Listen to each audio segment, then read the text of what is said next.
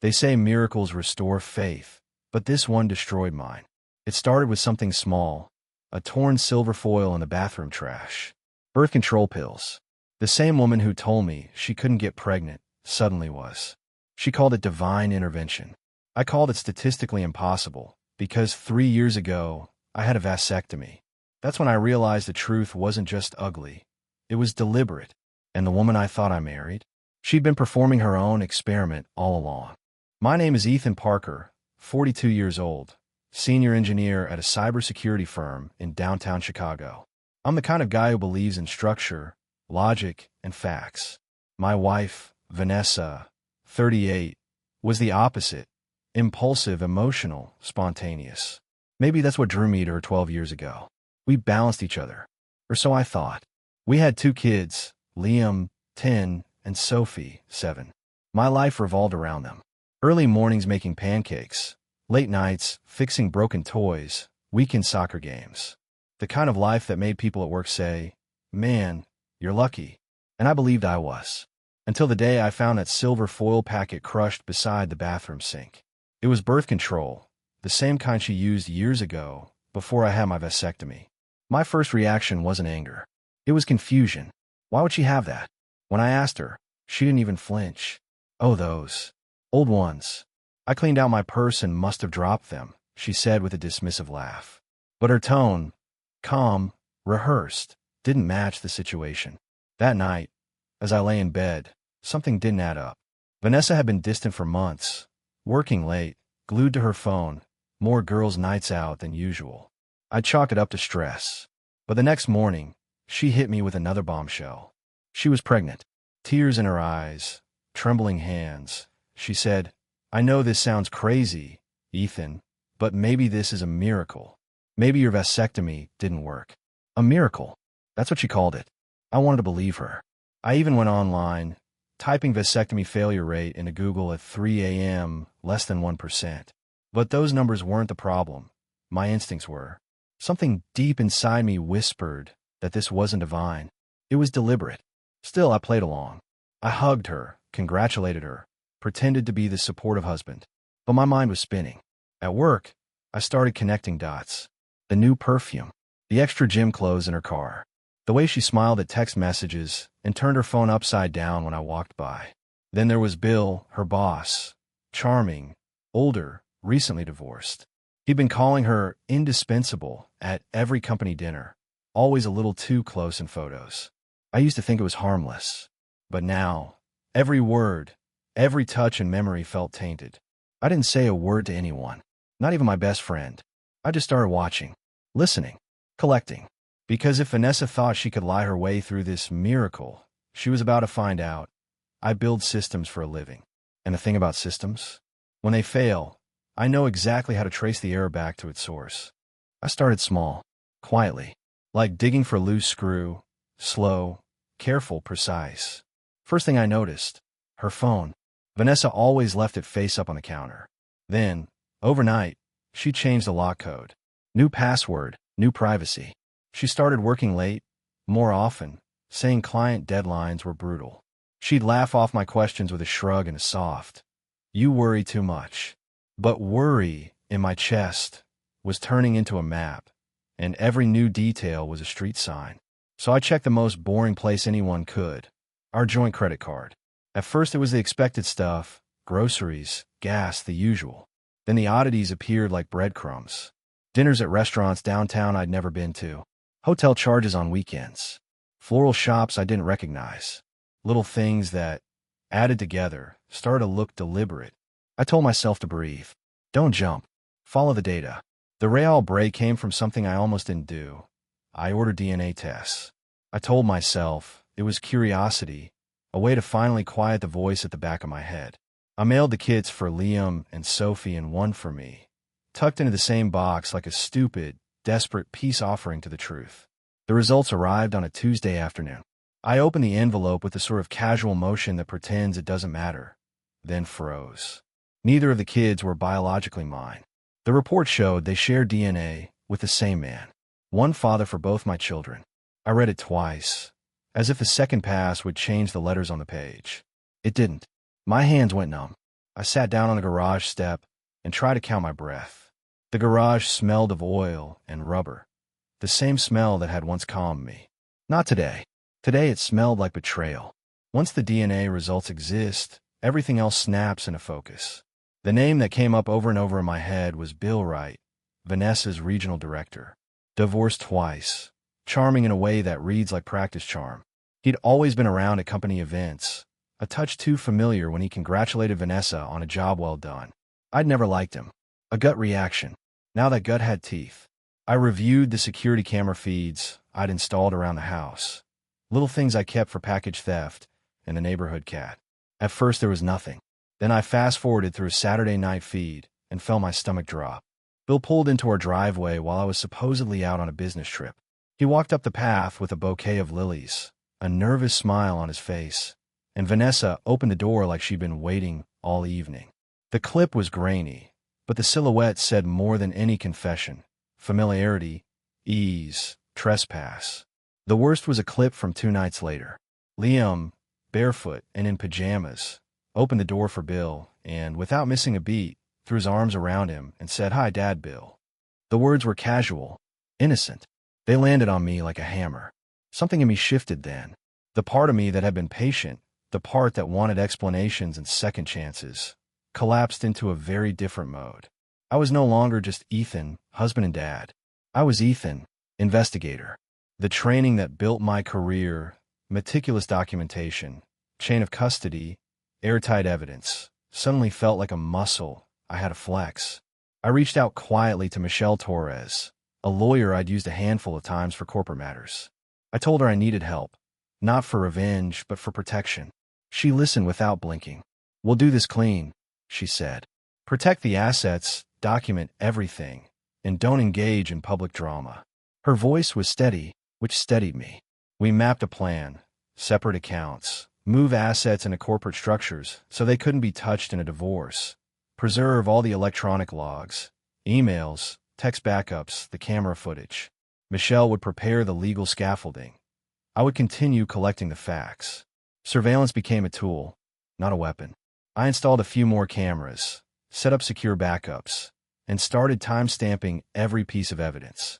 At night, when Vanessa was home, laughing over dinner, tucking the kids in, I sat in the dark and assembled the spreadsheet of our lives. Dates, charges, messages, photographs. The thing about betrayal is that it isn't only emotional, it's administrative. And because I build systems for a living, I understood how to dismantle one. If Vanessa wanted to play house with her boss, I decided she'd find out the house had been quietly emptied of leverage. She thought she could rewrite our family's future with a secret. I was going to make sure she couldn't even sign the papers to start. I didn't want a scene. I wanted a verdict. So I planned the moment like I plan everything at work, backwards from the desired outcome. The restaurant was quiet, a small table in a corner with candles guttering just enough to make the atmosphere feel intimate. I told Vanessa it was our night, a chance to start over.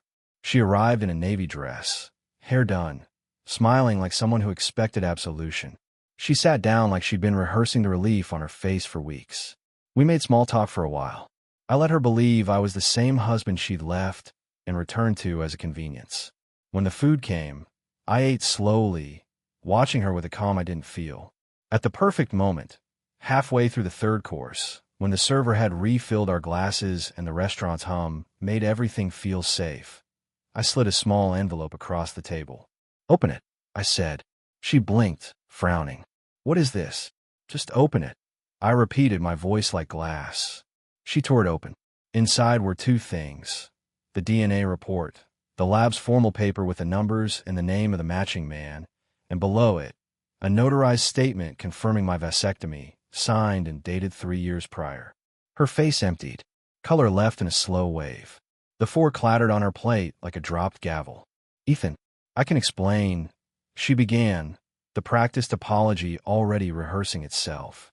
"You'd better," I said, because I wasn't interested in theater. Because according to this, I tapped the DNA report with a finger that didn't shake. "I've been raising Bill Wright's kids." She broke. Not the fragile, dramatic break of a guilty woman hoping for forgiveness. This was a raw, animal unraveling. Words tumbled out. The familiar lies. Loneliness, vulnerability. It just happened. Bill was there for me. She said she didn't mean to hurt me, that she'd been confused, that fate had played a hand. Her voice turned hoarse on the word accident.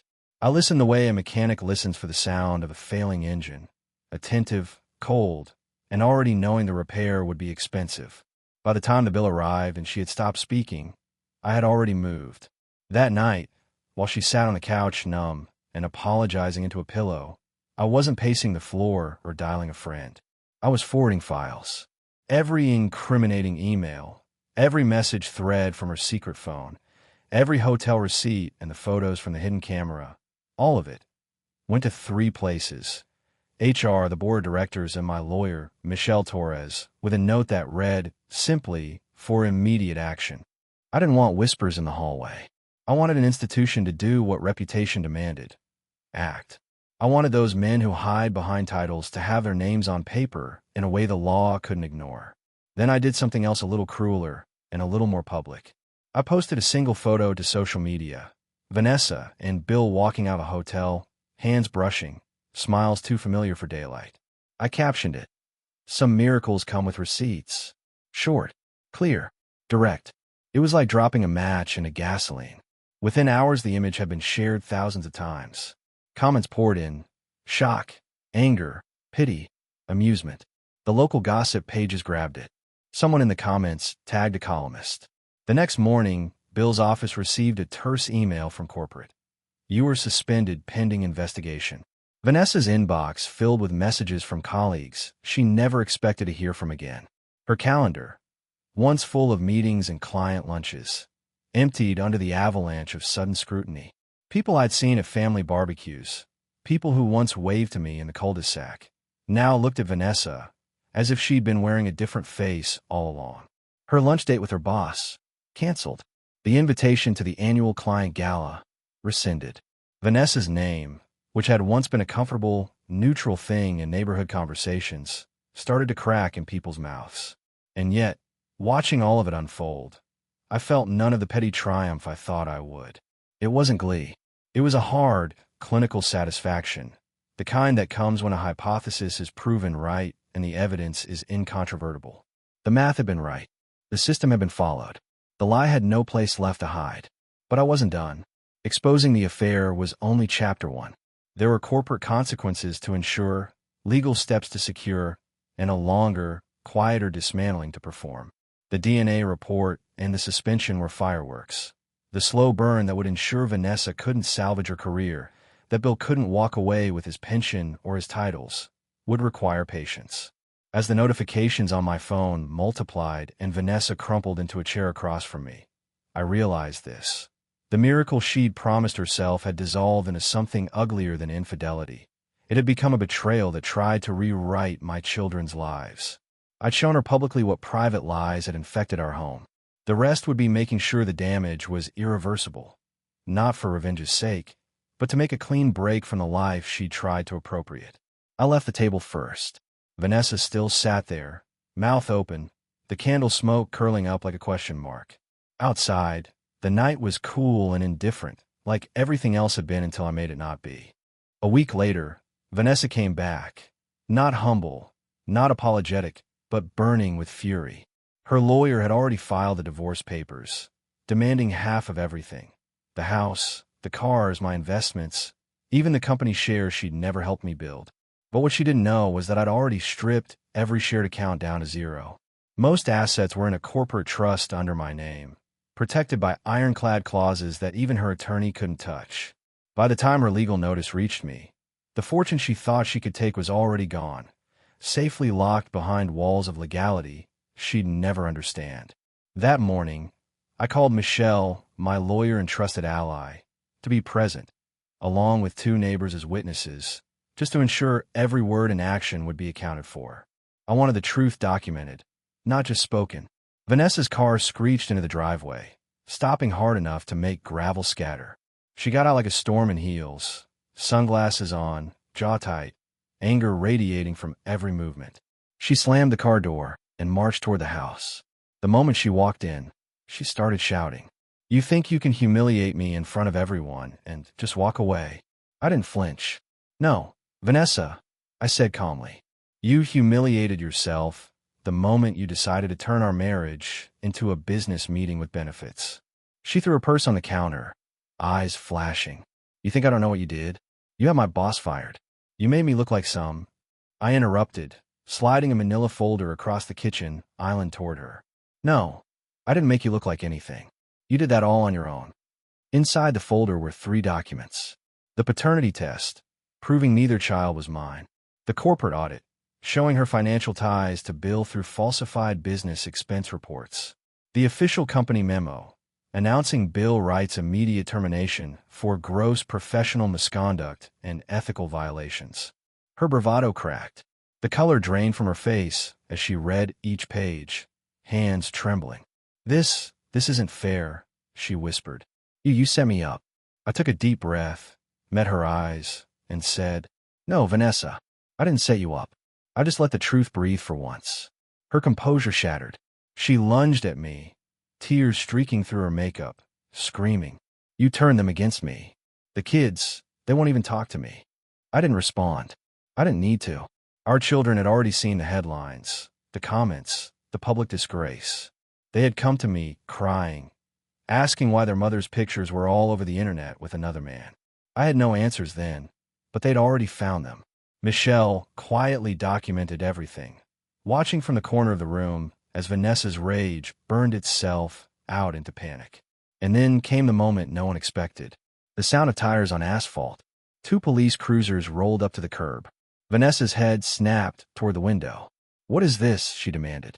I folded my arms. That's for Bill.